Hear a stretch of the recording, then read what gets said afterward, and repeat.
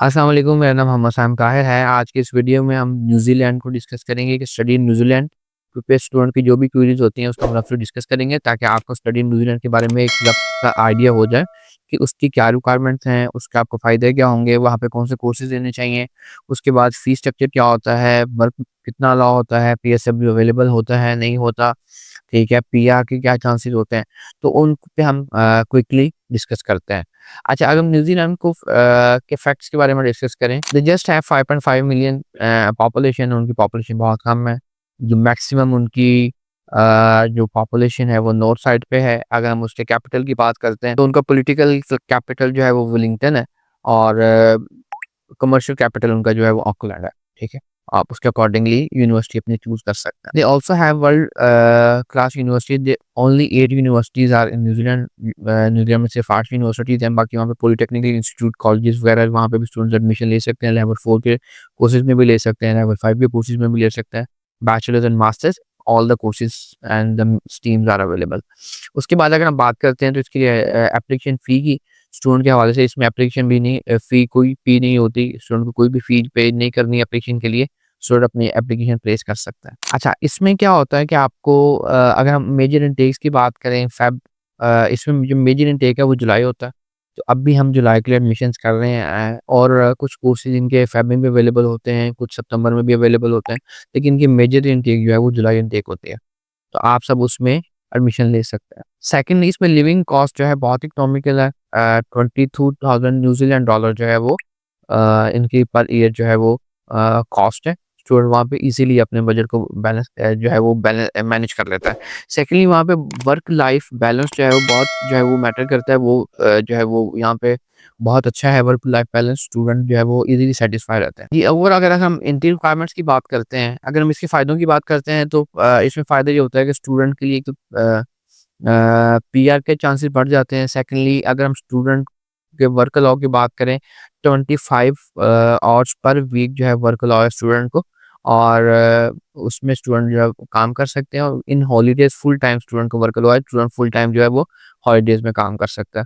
तो ये स्टूडेंट के लिए बहुत अच्छी अपॉर्च्युनिटी है। लेकिन उसमें आपने ये मेक श्योर ये करना होता है जब आप ड्यूरिंग स्टडी कर रहे होंगे कि आपकी स्टडीज़ या लेक्चर्स वगैरह मिस नहीं होने चाहिए। और अगर हम मार्क्स ये परसेंटेज की बात करें, अगर आप बैचलर्स के कोर्स में एडमिशन लेना चाह रहे हैं, तो उसमें बैचलर्स में आप एडमिशन ले सकते हैं, but there is a problem to manage finances. मैं आपको लास्ट में उसके बारे में बता देता हूँ।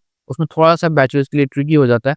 Otherwise you can apply in bachelors, उसमें 60 टू 65% आपको एफएससी में मार्क्स चाहिए होते हैं और उसमें आईएलटीएस आपको 6.5 चाहिए होता है, तो आपका एडमिशन जो है वो यूनिवर्सिटी में हो सकता है। सेकंडली अगर हम फाइनेंसेस की बात करें, पीजी को हम बाद में डिस्कस कर लेंगे।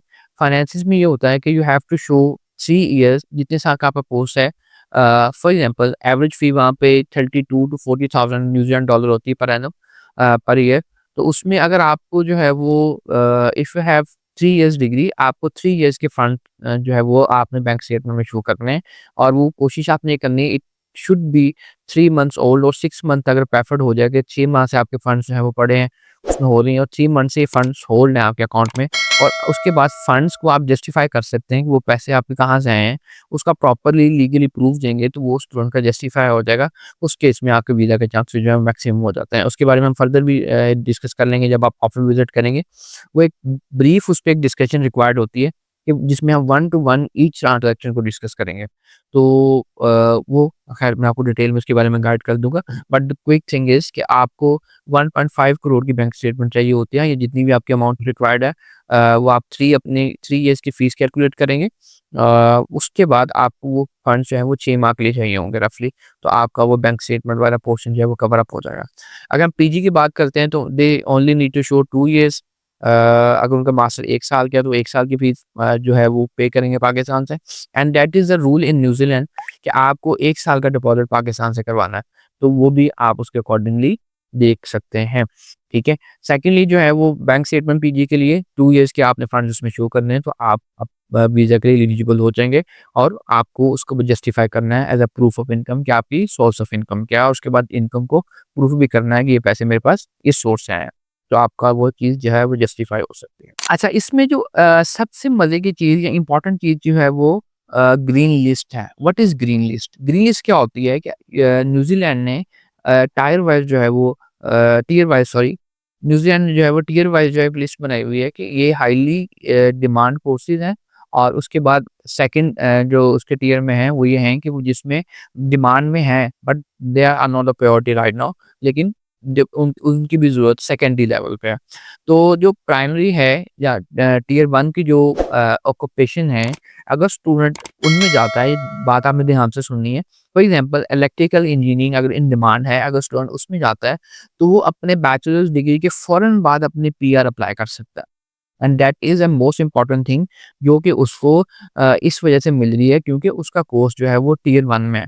तो आपने जब भी कोर्स सेलेक्ट करना है, इंशाल्लाह हम तो अपने स्टूडेंट को ये रिकमेंड करते हैं कि आप एटलीस्ट वो कोर्स लें क्योंकि आपको फ़ौरन after just after completion of your studies आपको जो है वो पीआर की तरफ लेके जाए।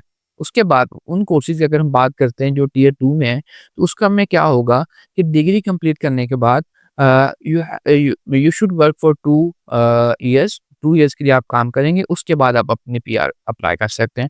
उसमें भी जो है वो टाइम फ्रेम कम है, लेकिन आपको उसमें 2 ईयर्स वर्क करना पड़ेगा और उसके बाद अपनी आप पीआर अप्लाई कर सकते हैं। That is the tier 2 requirement.